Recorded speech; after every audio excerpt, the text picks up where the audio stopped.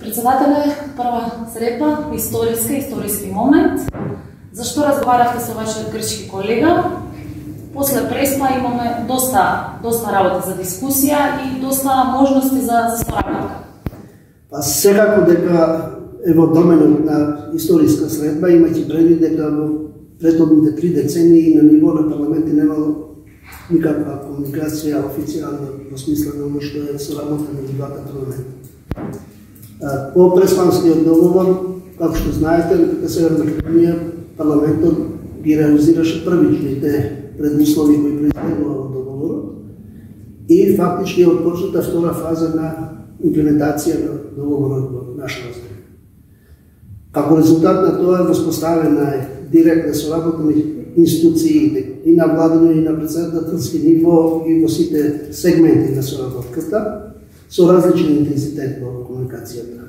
Првично, значи, на ниво на парламентите, иако во последните мандати и кај нас и овде се воспоставени групите за пријателство, но за жал не се реализирани директни средби меѓу нив. Првично овде се смени председателот на групата за пријателство, па потоа пандемијата и одново нов председател.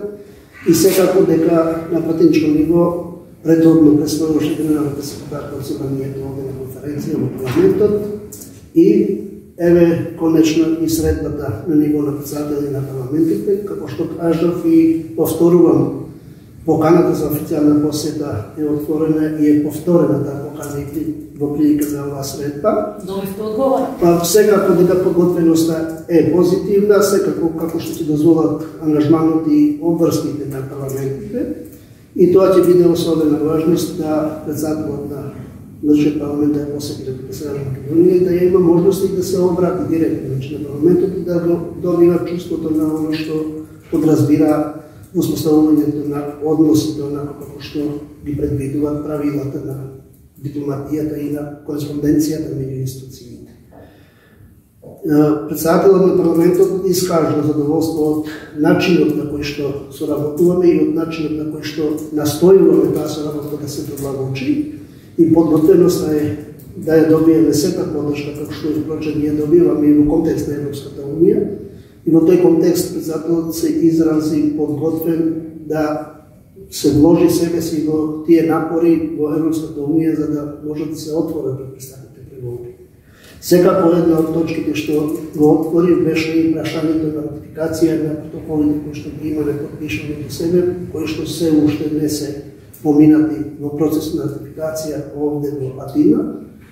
Председателот се изјасни позитивно по однос на тоа, колико ќе се на процедурите кои што се разбирливи во парламентите и секако во скоро време очекуваме и тој дел од формалниот аспект на оно што е воспоставување однос договорен да се спроведе и да можат и практично да се спроведат. Иако дел од тие преговори и договори се спроведува обострано, но би требало да ја добива и формалната форма низ процедура во парламентот, за да ја добие целата форма на оно што е меѓународен акт кој што треба да се спроведе и да биде во сила.